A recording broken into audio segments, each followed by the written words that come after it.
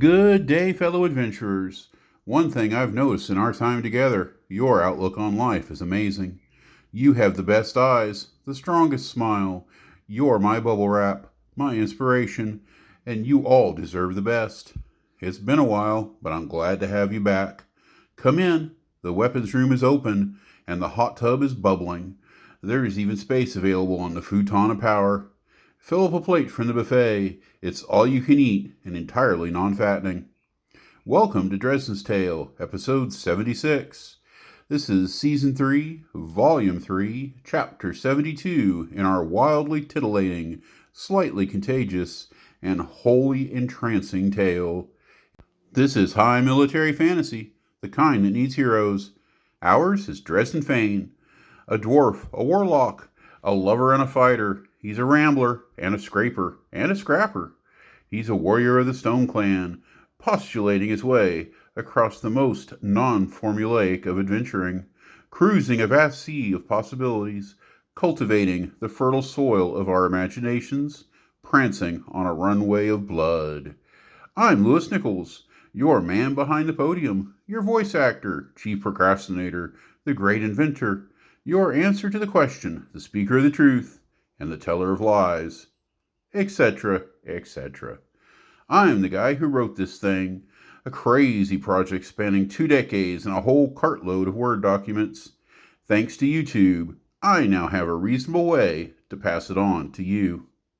Whew, well, at least I didn't go too far over the top with that last big intro. Now I know, at this point in time, I'm really not talking directly to that many people. Most of you, in a very short time, will be listening to this well after it's uploaded. That's one of the great things about YouTube. It's a transcendence of time. For me, this is May 22nd, 2023. It's Memorial Day, and I'm just trying to finish out the season. I have 60 subscribers, and maybe 10 are regular viewers. Are you sub number 65 or 3065? Well, I'm still optimistic about the channel, so thanks for being here. Alright, before I give you any more reasons to tune out, let's check in with Dresden and see this season to its rightful conclusion. Here on Vool, it's the middle of Ebba, 2053 years after the fall.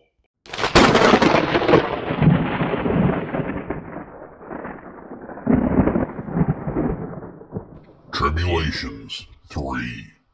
The future belongs to those who believe in the glory and the might of violence. The 15th was always the plan, Dresden. You've just been stubborn. It's one of the things I love most about you, no matter how frustrating it can be.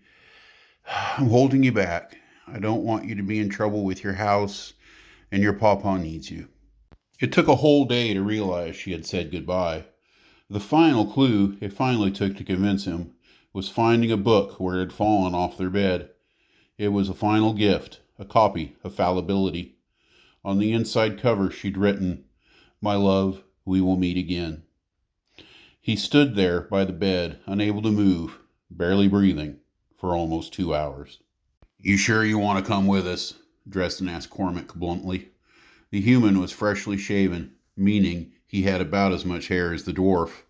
The dark wings of his tattoo showed against the brown skin of his oiled scalp. He was a tall man, an effective warrior. Strong, fast. Dresden still didn't know if he liked him much or not. He didn't know how Cormac felt about him either, but there was at least a degree of respect between them. "You're a faithful man. I'm glad to travel with you." "Yeah, what he said," Liz told her friend. That she was welcome company didn't even need to be said. He supposed she was his best friend, especially with Ralph gone. Sometimes it felt like the 2 seasons they'd spent together was a lifetime. "It's not a long trip. I can get us to Fort Roth in days. We cross and get a boat. What's our money situation like?" Liz looked around to see who was listening. "Oh, we're set, if we don't get it confiscated again. I don't know how, but Orrin gave me big pouches of silver for each of us. Gold strips for my garter, a pair of sapphires. Dresden, we have more now than we did after the wagon train." What did he do?" Liz had to grab him by the sleeve to keep him from running off to find the priest. Calm down. He said he negotiated it with the city executors. He said that the Iterians carry a lot of coin, like a religious thing for them. The city vaults are full. Ugh, figures a place run by a Chthon would care to collect it all. Well, it'll hire a ship. Just remember, it's only coin, not real wealth. We know, Dresden, Liz snorted, but I'd rather have it than not. Having the sudden wealth caused them to stay an extra day. They purchased simple equipment and personal deals with friends. When they did leave the city, it was with new clothes and fresh boots. The Iterian cordon was beginning to tighten again, but at the moment there were few shortages in the city. I'm glad you got to kill a lot of people while you were here. Donald shook Dresden's hand. The dwarf laughed. I'm glad you got to kill some of them with me. Sorry you couldn't get any converts out of their army. Not likely, he admitted. There was a moment of awkward silence. It might be a while before we run into each other again, you know. I don't expect to be back on Vool. Not even for Kira? She'd have to do something about the sons first. Donald tried to give his friend a hug when he knew it was the last goodbye, but the dwarf avoided him. Dresden picked up a new set of woodworking tools and questioned if he'd spent enough time in the woodworking shops. Maybe it was guilt, but he paid the city's main shop one last visit. He never really got that close when he found it was severely overcrowded. I know you don't like me very much, but it's been an honor. I'm glad I could help you get home. Orrin kept his distance.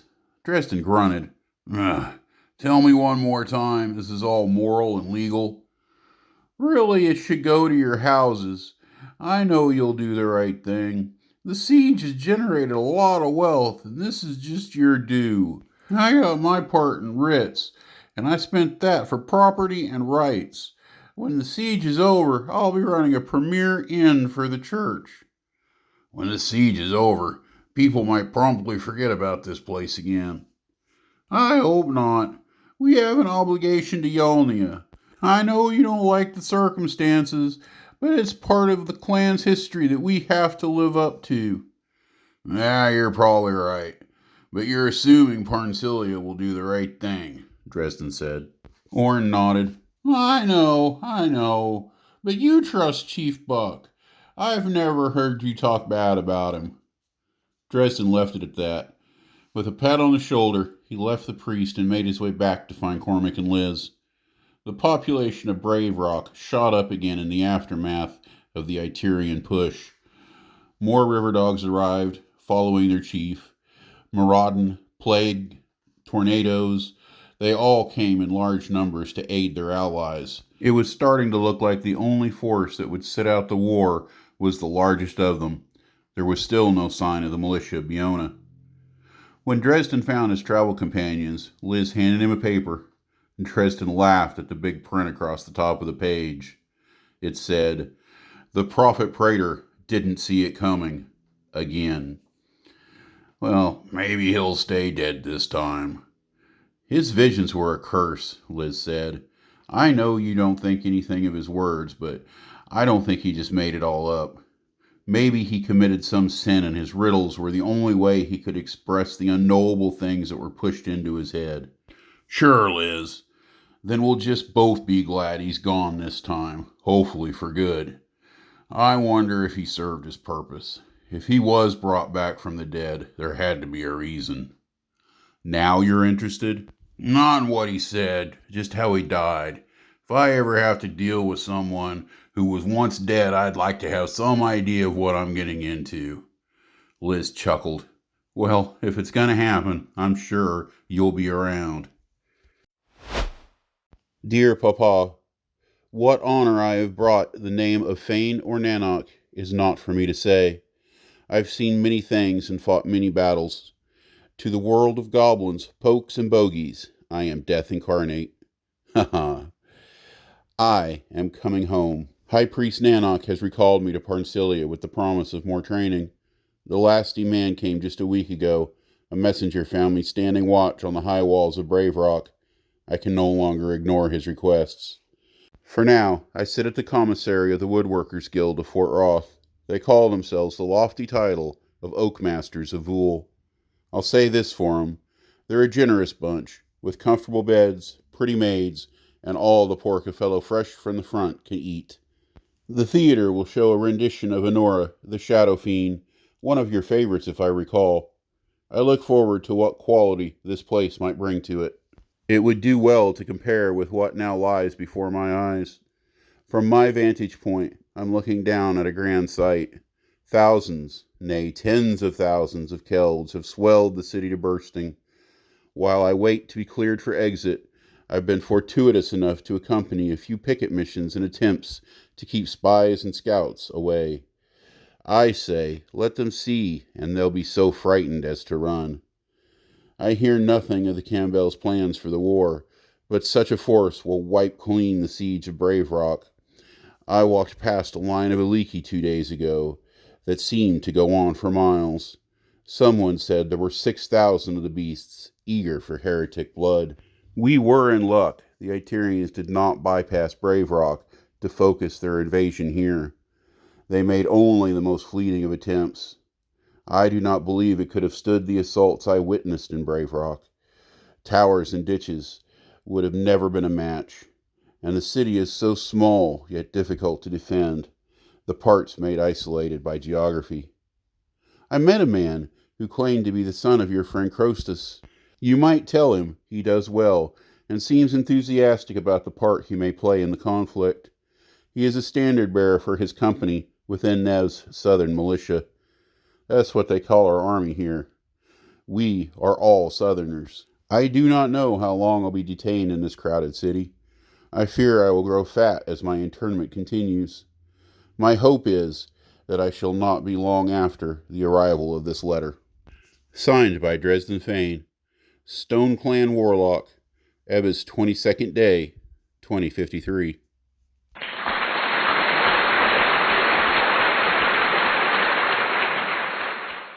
Nice letter. Always a good way to wrap up a few personal thoughts. Leave a clean slate, as it were. Now, something more important. Cormac's coming along? Does that mean he'll be around for Season 4? Will there be a Season 4? Yeah, I can tell you I've written a few chapters, so yeah, I'm pretty sure there's going to be a Season 4. Season finales are always a little anticlimactic, I guess, but I feel it's important to wrap up at least some of our threads. It's hard to do that with an action finish. I feel like we've done a lot this year. Orn, Ralph, Donald, they all got good arcs.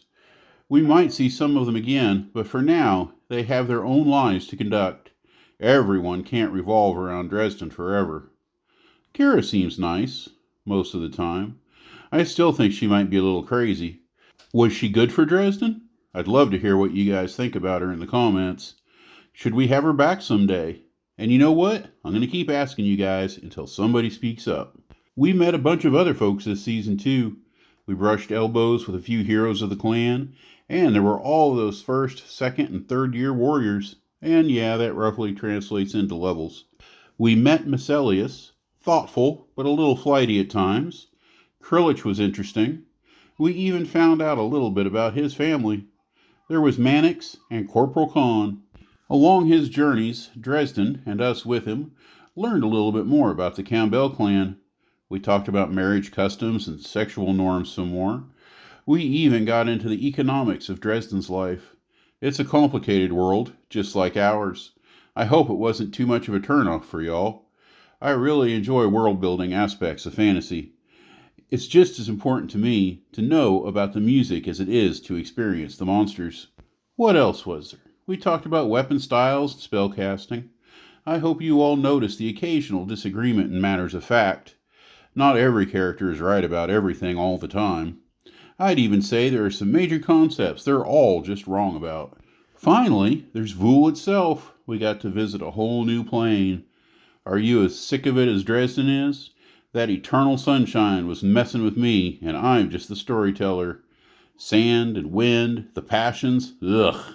That's enough reminiscing. It's time to do the stuff. All we have left is a short epilogue and a shorter season wrap-up. To be honest, you just got most of that in this outro, as the wrap-up is mostly for people who aren't really regular listeners yet.